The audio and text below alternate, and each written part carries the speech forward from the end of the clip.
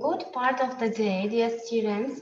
Today we are going to have integrated course of foreign language teaching, and the module is ESP. Our new topic is types of ESP. Do you know what does ESP stand for? So this is abbreviation, and each letter stands for one word. ESP is English for specific purposes. English for specific purposes. So in the English language, we use a lot of abbreviations. For example, EFL, it stands for English as a foreign language. ESP, as I have mentioned, it's English for specific purposes. EAP is English for academic purposes. ELP, English for legal purposes. ESW, English for social work. So teaching of ESP, a separate activity within English language teaching. ESP must be taught by studying a content-based subject. Knowledge of the language becomes the means of learning content. That is CLIL. So in other words, we can say that CLIL is content and language integrated learning. What does it mean? For example, when you study physics in the English language, you study the content and language simultaneously. You study, for example, mathematics or geography through the English language. This is called content and language integrated learning. Here, content and language are integrated. Okay. So many scholars have given some definitions for ESP. So Hutchinson and Waters give the following definition. The foundation of ESP is the simple question: why does this learner need to learn a foreign language? The answer to this question relates to the learners, the language required and learning context, and thus establishes the primacy of need in ESP. Need is defined by the reasons and purpose for which the student is learning English. The purposes are starting points which determine the language to be taught. So second definition is given by Strivens in 1988. His definition of ESP makes a distinction between 4 absolute characteristics and 2 variable characteristics. The absolute characteristics are that ESP consists of English language teaching, which is designed to meet specified needs of the learner, which is related in content that is in themes and topics to particular disciplines, occupations, and activities, centered on language appropriate to those activities in syntax, lexis, discourse, semantics, and so on, in contrast with general English. Okay, third definition, Robinson accepts the primacy of needs analysis of defining ESP. Her key criteria are that ESP is normally goal-directed and that ESP courses develop from a needs analysis which aims to specify as closely as possible what exactly it is that students have to do through the medium of English.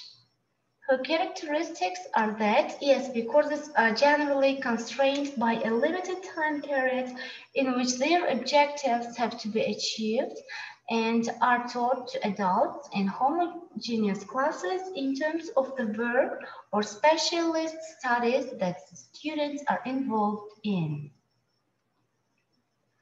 So last definition is given by Tony W. Evans and Maggie St. John's. Their definition is based on absolute and variable characteristics. Absolute characteristics. ESP is designed to meet specific needs of the learner. ESP makes use of the underlying methodology and activities of the disciplines it serves. ESP is centered on the language, that is grammar, lexis, register, skills, and etc. So we have talked about it, about Scriven's definition, about ESP. Variable characteristics. ESP may be related to or designed for specific disciplines. ESP may use in specific teaching situations a different methodology from that of general English. ESP is likely to be designed for adult learners. ESP is generally designed for intermediate or advanced learners. Most ESP courses assume basic knowledge of the language systems, but it can be used with beginners. So, if you pay attention, here we have classification of ESP, that is EAP and EOP. EAP stands for English for Academic Purposes, and it is designed for students of different specializations for academic purposes, for example, medical students, etc. EOP is English for Occupational Purposes, and it is designed for practicing professionals in administration, medicine, law, business, and etc. So key stages of ESP are needs analysis, course design, material selection, teaching and learning, and evaluation.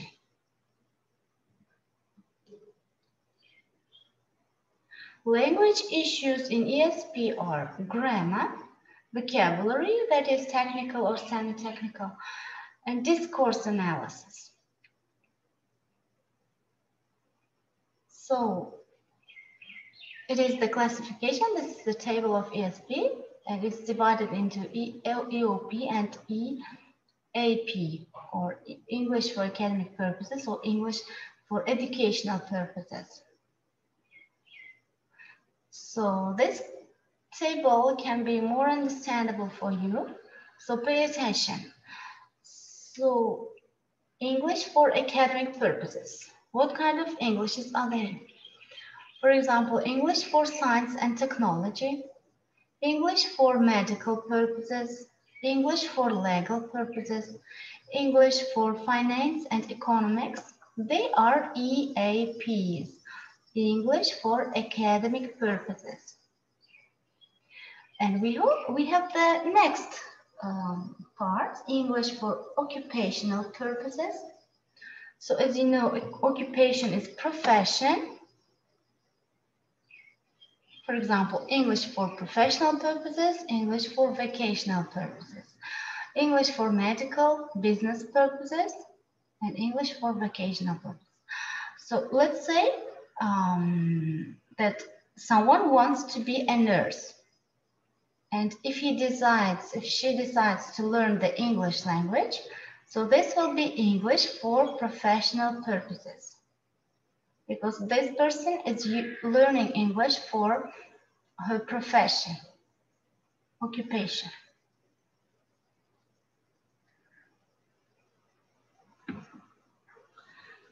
Okay, we talked about EOP, EAP. EST, what is EST? English for science and technology. EMP is English for medicine purposes. ELP, you know. EMFE, English for management, finance, and economics.